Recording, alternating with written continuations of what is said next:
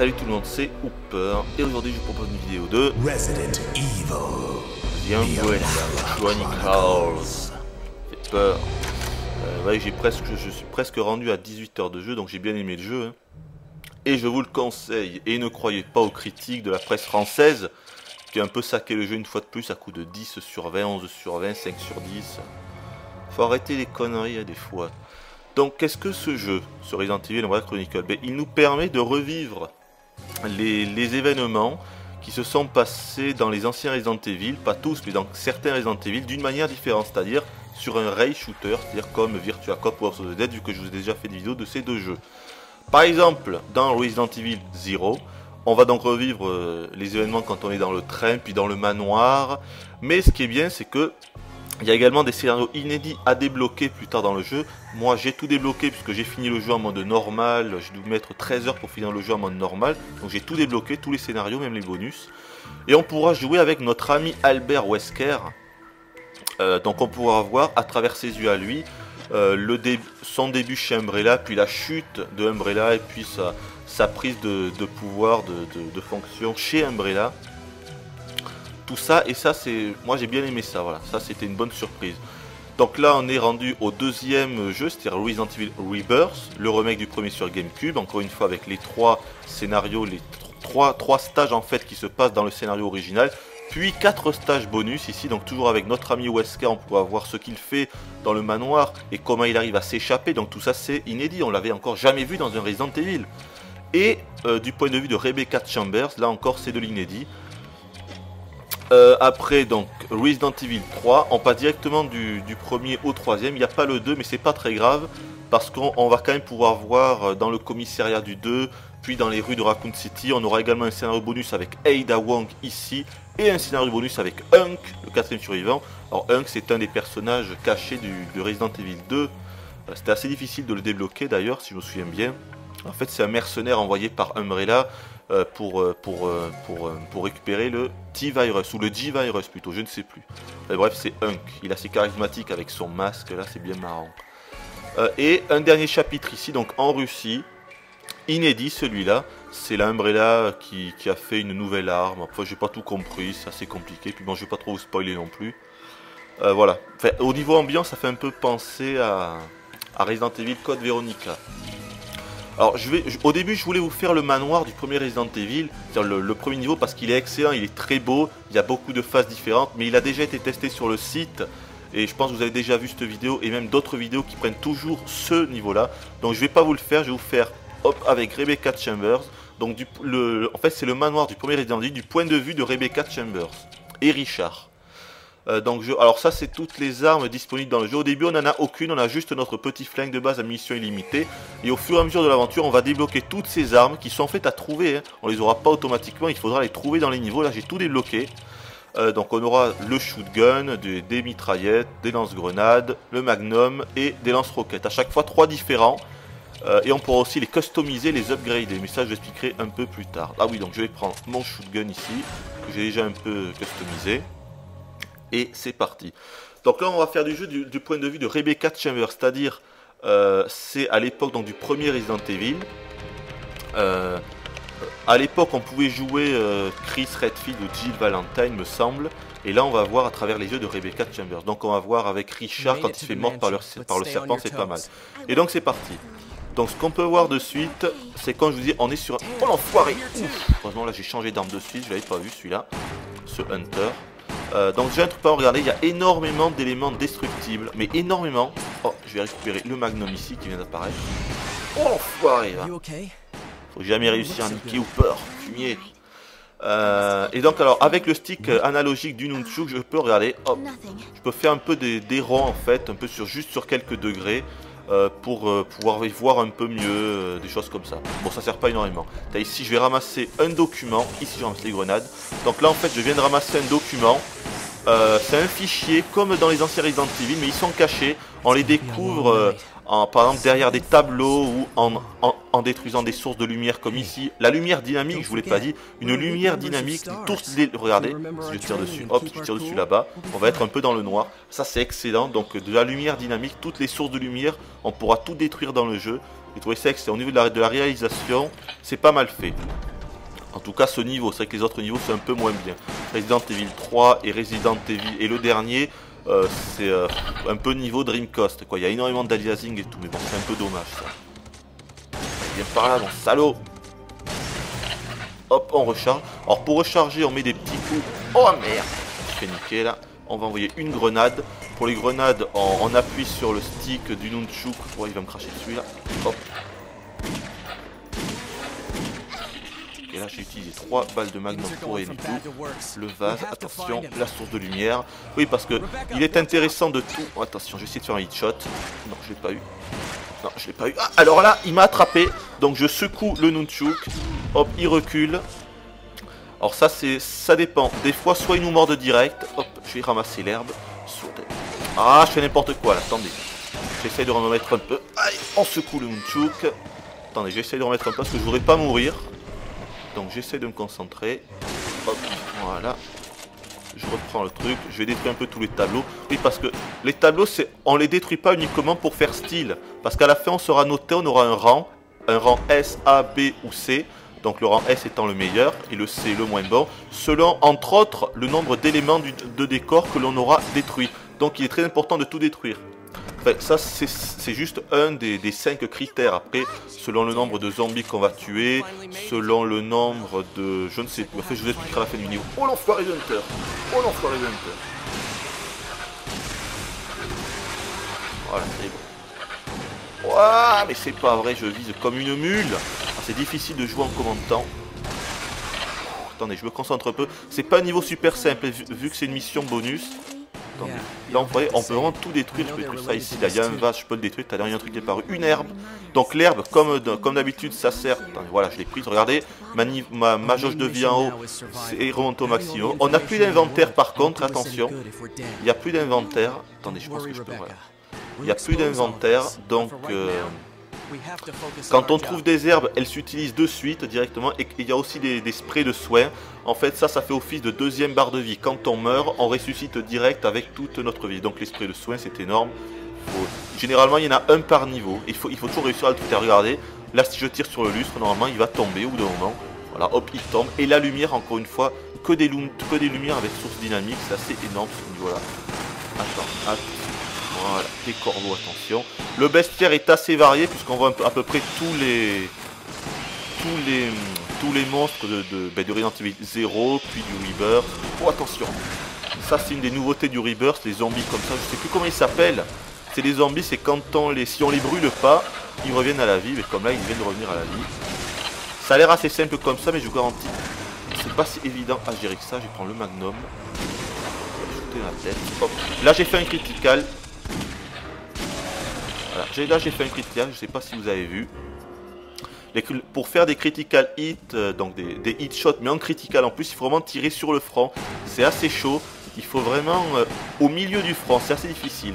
En fait ça je m'en suis rendu compte que vers la fin du jeu, qu'il fallait vraiment tirer au milieu du front. Au début je me disais que c'était totalement aléatoire, qu'il fallait tirer dans la tête et qu'en fait on leur mettait un critical hit, c'est-à-dire que la tête explosait une fois sur 10. En réalité non, c'est pas du tout ça. Il faut vraiment tirer au milieu du front pour faire les criticals. Donc là, on devrait être un checkpoint, je suppose. Non, pas encore. Ah, peut-être qu'il va y avoir un QTE. On va voir. Oui, parce qu'il y a quelques quick time. Ah non, d'accord, ok. Ils voient... Ça, c'est des nouveaux personnages aussi qu'on voit dans cet épisode. C'est des Russes. Alors, je vous en dis pas plus, pas trop de spoiler. Donc là, c'est Richard. Alors lui, on le voit dans le premier Resident Evil. Il se fait mordre par le serpent. Et là, justement, on va voir comment il va se faire mordre par le serpent. Si vous vous rappelez, dans le premier Resident Evil, on devait... On trouvait en fait Richard sur le sol, il me semble, et on devait aller repartir dans le manoir pour trouver un remède. Voilà, mais on ne voyait pas comment Richard s'était fait attaquer par le serpent. Et bien là, on va voir ça. Tandis que là, on voit une petite cinématique. Donc on voit que les cinématiques, elles sont très proches du Rebirth. Je pense que ça a été fait avec le même moteur du jeu, donc ils ne se sont pas trop foulés, puisque le Rebirth, il date maintenant un peu. Hop. Un truc que j'aime bien faire, c'est détruire toutes les sources de lumière, ça me fait bien rire. Oui, parce que le Rebirth, je crois qu'il date de 2002 ou 2003. Donc c'est vrai que bon, au niveau des scènes cinématiques, ça date un peu, il faut bien le dire. Ah, peut-être qu'il y aura un QTE, attendez. Ah non, voilà, un checkpoint. Alors le checkpoint, il y en a un dans tous les niveaux. À peu près au milieu du niveau, donc là je le passe, voilà. Donc bien sûr, ça c'est une sauvegarde. Ça sert bien évidemment à recommencer ici. Il y en a un dans tous les stages. Globalement, c'est la moitié du niveau. Enfoiré.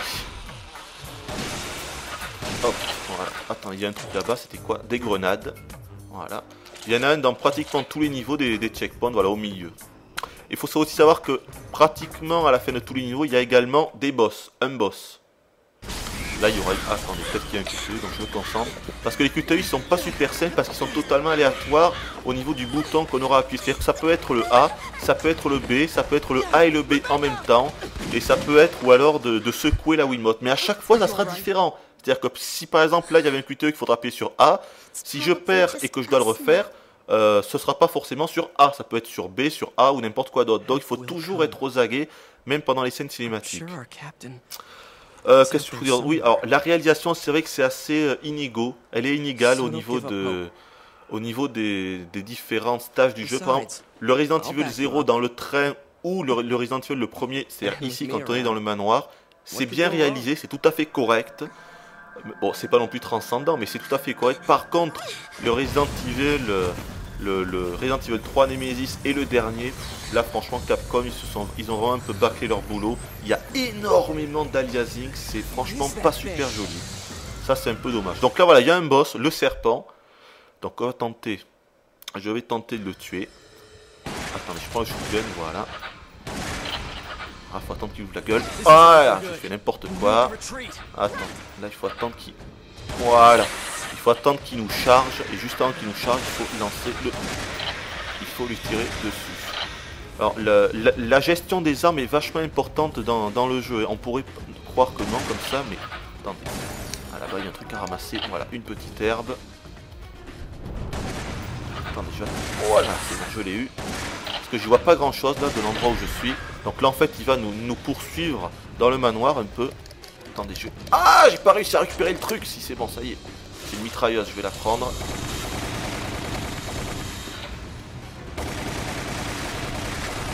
Hop. Ah non de Dieu, je fais n'importe quoi. Attendez, je me concentre un peu là. Là, je détruis un peu des éléments du décor pour voir si je peux pas trouver une herbe ou un spray quelque part. Parce que j'ai pas de spray. Ah, ok, ça c'est quoi? Non, ça c'est des grenades. D'accord. Le magnum, nickel. Peut-être qu'il y a un truc. Ah, ben voilà, nickel, voilà, une herbe. Comme ça, je remonte ma vie au maxi. Nickel. Et je suis prêt pour le boss. Voilà, qui est ici. Donc c'est le serpent. Hein. Qu'est-ce que je peux vous dire d'autre? Il y a des problèmes de lag dans le jeu, ça c'est assez étonnant, c'est-à-dire que parfois le jeu va ramer, il va se mettre à ramer. Alors ça c'est vraiment étonnant, c'est surtout quand il y a beaucoup de zombies bien sûr, mais c'est la première fois que je vois un rail shooter où il y a du lag. Voilà, vraiment c'est bizarre, je voulais vous le dire, des fois ça rame, c'est assez étrange quoi. Attendez, peut-être qu'il y a un QTE là, donc je me tiendrai. Non, il n'y a pas de QTE. Eh bien, il n'y aura pas eu de QTE dans ce niveau, tiens, je pensais que si, mais non. Hop, attendez, je me concentre un peu. Une herbe, non, je vais la garder pour tout à l'heure, vu que pour l'instant ma vie est au maxi. Hop, ah oui, ça y est, je m'en souviens, là, il va se balancer d'un des deux côtés, ce serpent. Hop, le but c'est de le toucher juste avant qu'il nous atteigne, bien évidemment. Hop. On recharge.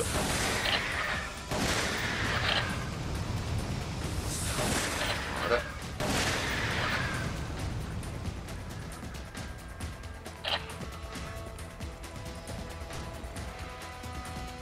Je parle pas beaucoup, mais j'ai pas envie de perdre en fait. Ah, mais voilà, ça y est, il m'a eu. Ah, je fais n'importe quoi là. On va prendre l'herbe. Je vais prendre la mitrailleuse plutôt. On va lui envoyer une petite grenade. Ça fait pas long feu.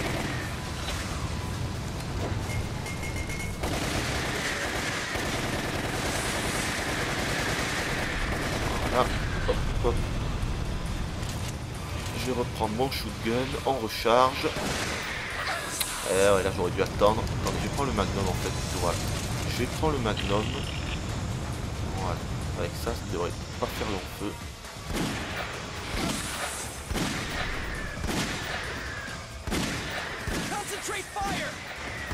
Il est plus coriace que je pensais. Ah voilà, ça y est.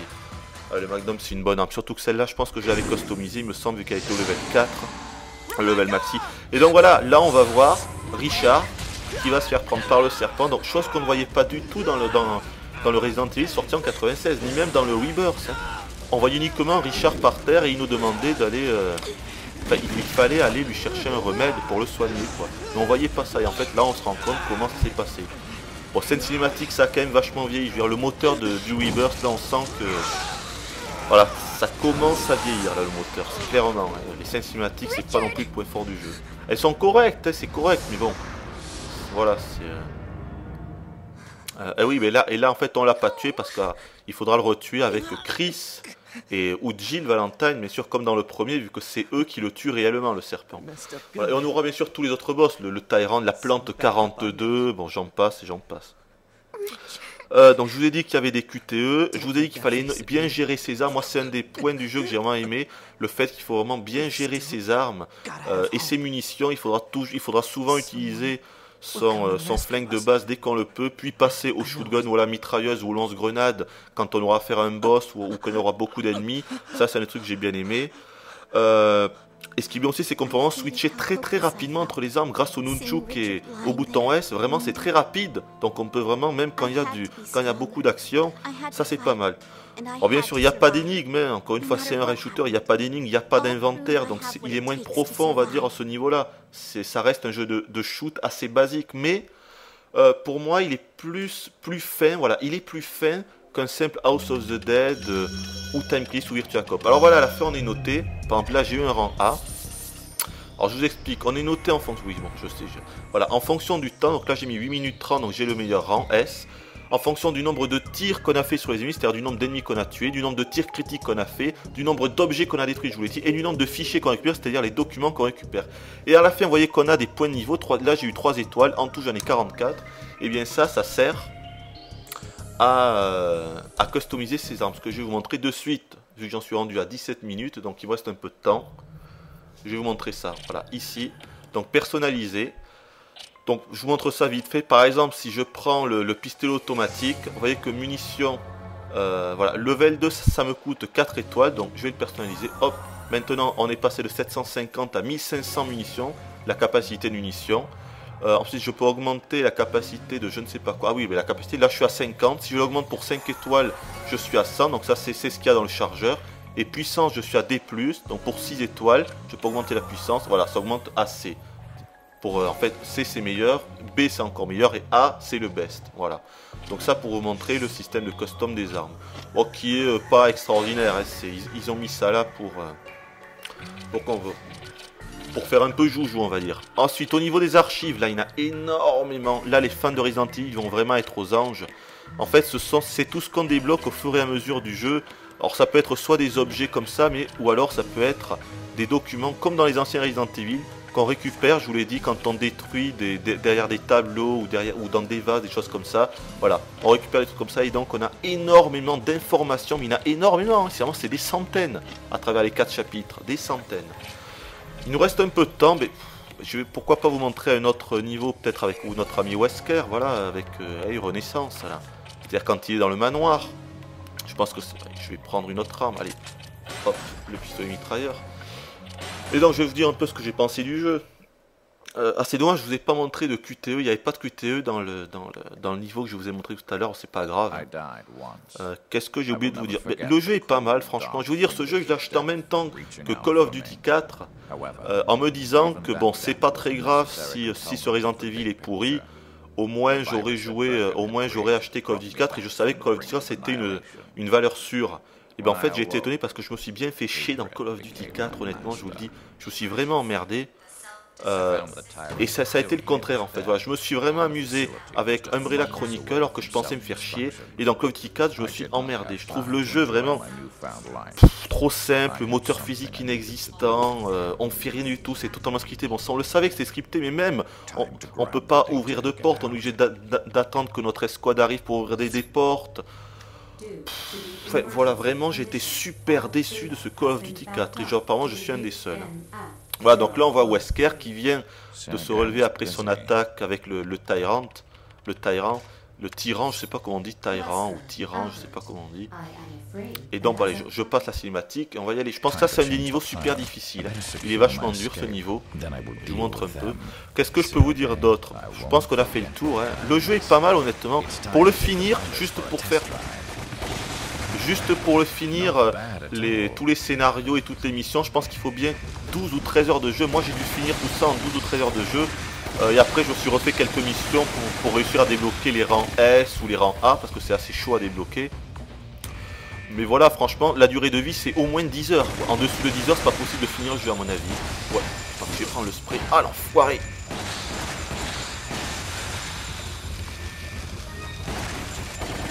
De toute façon on va arrêter là, je n'ai plus de temps, voilà, hop hop hop.